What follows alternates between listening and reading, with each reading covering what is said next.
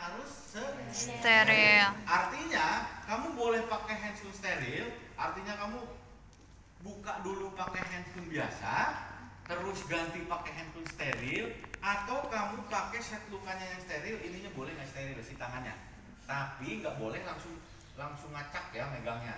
Jadi ambil si pinsetnya, terus nanti tahulah ya perawatan luka steril, ngerti kan? Oke. Nah sekarang ini harus dibuka dulu. Kamu harus pastikan si pengalasnya ada. Ya pakai perlak bos ya, jangan sampai pas kamu buka pesisnya nyembur kemana-mana. Oke, jadi kamu harus pakai perlak ya, pakai perlak yang itu yang waterproof ya, biar nggak nanti malah jadi mengotori situ. Oke, sudah pakai perlak, kamu buka secara perlahan. Ini kalau di pensil ini yang akrilik ya, yang akrilik ini gampang dicabut begitu. Tapi di perut kamu yang elastis itu susah, jadi kamu harus secara perlahan itu dipijat si kulitnya. Boleh kamu pakai tangan yang dominan atau kamu pakai pinset. Tarik ya, begitu. Setelah itu tutup ya. Tutup begini ya. Di situ buang ke tempat yang sudah disediakan. Boleh Pak dibengkok, jangan ya. Bau. Kamu masih proses ya. Kan kamu masih proses. Jadi kalau di rumah sakit biasanya kan sudah ada wadah sampahnya tuh ya. Nah, langsung tutup begini ya. Boleh nggak Pak langsung dibuang gitu? Jangan bos ya. Nih, tutup dulu. Tapi kamu harus ingat, kan ini observasi ya. Yep. Observasi. Jadi kamu cek dulu nih berapa kira-kira jumlahnya. Kan buat dokumentasi keperawatan toh. Nah, ini kan nanti di akhir di akhir SOP itu biasanya gini, dokumentasi warna, terus konsistensi, terus banyaknya gitu kan. Nah itu jangan lupa, jadi sebelum dibuang kamu harus catat dulu atau paling tidak diingat-ingat lah ya.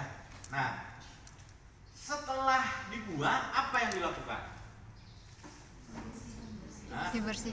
Oke, pembersihan luka. Jadi di set steril ini sorry ya, gara-gara rapat jadinya nih. Di set steril ini kamu sediakan set perawatan luka, kaca steril. Itu sudah pasti ya. Ini gimana dong ngusap-ngusapnya kalau nggak ada steril? Oke. Yang kedua, kamu butuh cairan pembersih. Cairan pembersihnya apa? Kebetulan biasanya NaCl ya. NaCl. Jadi ini siapin NaCl di kom kecil ini. Gimana Pak caranya? Jadi nanti kamu ambil si kayak ini pura-pura ya, karena susah kali ngambil itu. Nih, kamu ambil si kaca sterilnya, terus masukin ke sini. Mana pinsetnya?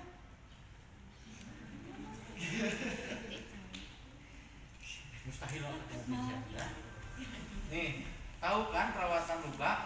Jadi diperes dulu, oke? Diperes dulu. Terus kamu bersihkan bagian stomanya dari dalam keluar. Berputar dari dalam keluar. Jadi semakin besar lingkarannya. Gitu ya. Terus buang ke,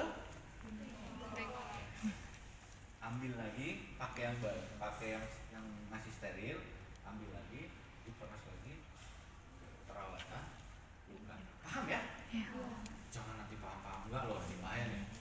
Ya, udah selesai, nanti kamu bawa salep zinc ya.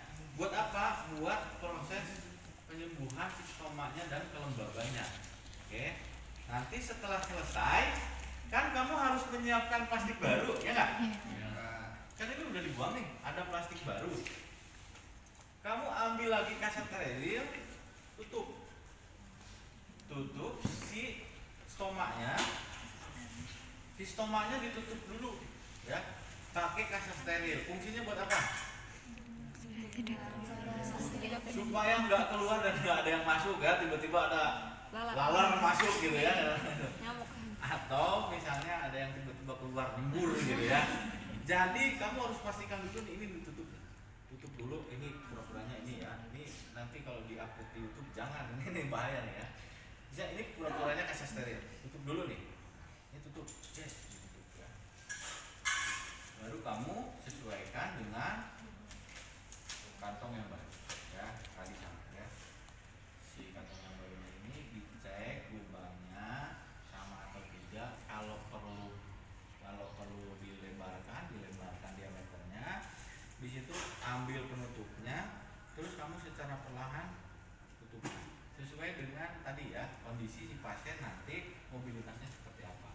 bed rest di dalam rumah sakit, ya di dalam rumah sakit kamu boleh lakukan. Terus ingat posisi si pasien supaya tidak terjadi penekanan itu dia posisinya supin. Supin itu apa? Tidur terlentang. Karena feses itu juga keluar berdasarkan dari gaya tarik bumi. Jadi kalau posisi lambungnya di atas tuh lebih cepat keluarnya gitu ya. Makanya suruh dia posisikan terlentang. Paham?